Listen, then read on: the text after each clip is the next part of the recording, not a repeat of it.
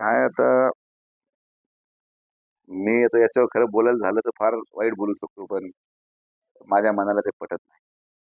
हे सगळे कोणीही व्यक्ती असो, यावर सगळी शंका कुशंका घेण्याचा जो धंदा काही लोकांनी लावलेला आहे. सगळेच पक्षाचे लोक इतकं वाईट काही कालावधी मागच्या कालावधीमध्ये चाललंय. म्हणजे राष्ट्रवादी काँग्रेस, अजित पवार पक्षाचं कार्यपद्धती कशी असावी, त्या पक्षाचे नेते सोडून बाकी सगळे लोक त्यांना शिकवायला लागलेत, की हे काय चाललंय, अध्यक्ष कोण झाला पाहिजे, काय काय संबंध आहे बाकीच्या लोकांचा, आणि काय अधिकार आहे बाकीच्या लोकांना त्यांच्या पक्षाच्या कार्यपद्धतीवर बोलायचा.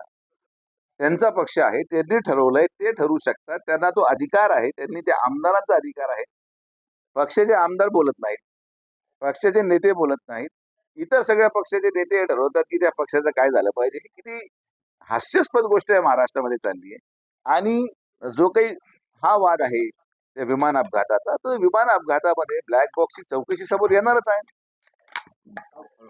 तू अपघात नको करू बाबा, तू सरळ ठरव. अपघाताची चौकशी तर होणारच आहे. ब्लॅक बॉक्स ऑलरेडी सापडलेला आहे, ते ब्लॅक बॉक्स रिट्रीव्ह होऊन त्याचा रिपोर्ट येणारच आहे.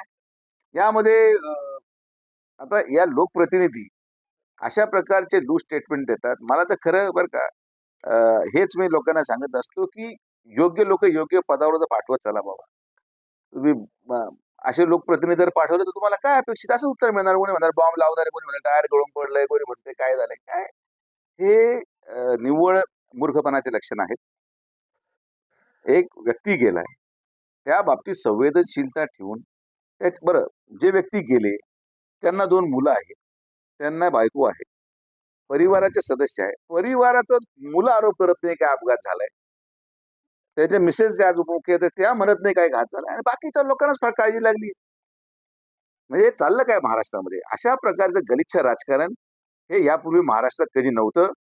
मी परत एकदा मीडियाच्या वतीने आवाहन करतो, राष्ट्रवादी काँग्रेस पक्षाचा पूर्ण अधिकार त्यांच्या पक्षांतर्गत निर्णय घेण्याचा आहे. त्या निर्णयावर त्यांनी कसा घ्यावा हे इतर कोणी पक्षांनी बोलू नये.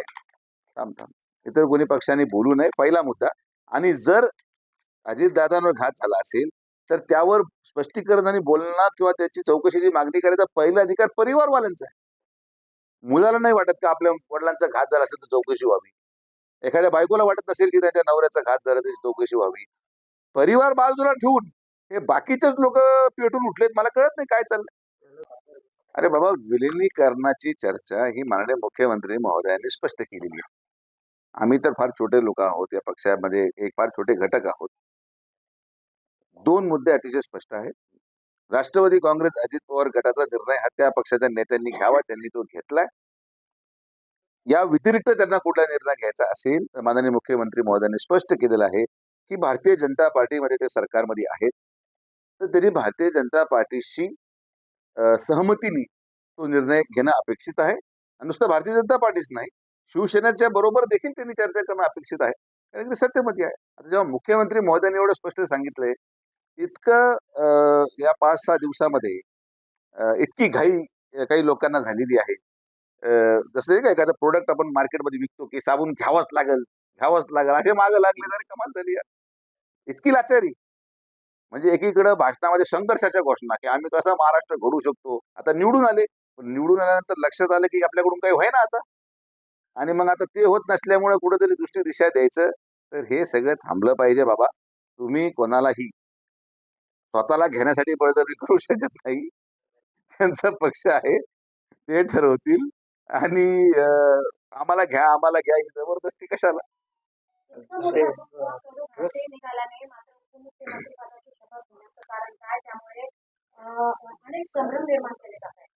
राजकारणामध्ये मनाला नसेल पटणार तरी निर्णय घ्यावे लागतात. तुम्हाला असं वाटतं का की उपमुख्यमंत्री पदाची शपथ घेताना सुनेत्राताईंना फार आनंद झाला? पण एक गोष्ट तुम्हाला लक्षात घ्यायची असेल की राजकारण हे स्थिर ठेवण्यासाठी, पक्ष हा वाचवण्यासाठी, पक्षामध्ये वेगवेगळे संदेश किंवा कुठलीही इतर चर्चा होऊ न देण्यासाठी तुम्ही एक विचार करा, शपथविधी झाल्यानंतर ज्या पद्धतीचं राजकारण आज विलिनीकरण संदर्भात या बॉम्ब संदर्भात जरी शपथविधी झाली नसती तर 6-7 दिवसामध्ये या लोकांनी ही चर्चा कितपर्यंत नेली असती. याच्या मागे फार मोठं षडयंत्र आहे. याच्या मागे पक्ष अस्थिर करण्याचं षडयंत्र होतं. याच्या मागे राष्ट्रवादी काँग्रेस अजित पवार गटामध्ये संभ्रम निर्माण करण्याचं एक षडयंत्र होतं. आणि मी किती जरी कोणीही काही विचारलं, पण मला असं स्पष्ट वाटतं की हे उपमुख्यमंत्री पदाची शपथविधी झाल्यामुळं राजकारण स्थिर झालं, पक्ष स्थिर झाला, आमदार लोकांना एक विश्वास संपादित झाला की त्यांचा पुढचा नेता कोण. आणि राजकारणामध्ये अपरिहार्य कारण जरी असेल, तुमच्या मनाला पटत नसेल तरी कारणं असतील, तुम्हाला आवडत नसेल जरी कारणं असतील, तर दुःखामध्ये का होईना, कारण की हे दुःख त्यांचं कौटुंबिक नाही, त्यांचं कुटुंब फक्त दादांपुरतं मर्यादित नाहीये. राष्ट्रवादी काँग्रेस मागे जवळपास 35 आमदार, त्यांची सगळी संघटना महाराष्ट्रभर, या परिवाराची काळजी घेणं ताईंनी अधिक गरजेचं समजलं आणि त्यांनी तो शपथविधी केला. यामुळे काही ही नवीन गोष्ट घडलेली नाही. स्वर्गीय इंदिरा गांधी एक्सपायर झाल्यानंतर अंत्यविधी पूर्वी काँग्रेसने त्यांचा गटाचा दलाचा नेता माननीय स्वर्गीय राजीव गांधीला नेमलेलं होतं. हे महाराष्ट्रामध्ये होणारी काही पहिली घटना नाही.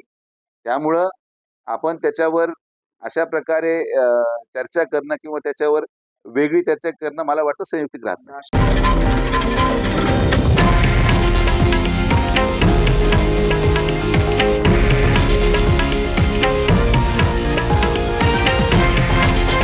हे आहे देशातील नंबर 1 न्यूज नेटवर्क आणि आपण पाहत आहात TV9 मराठी, एकमेव.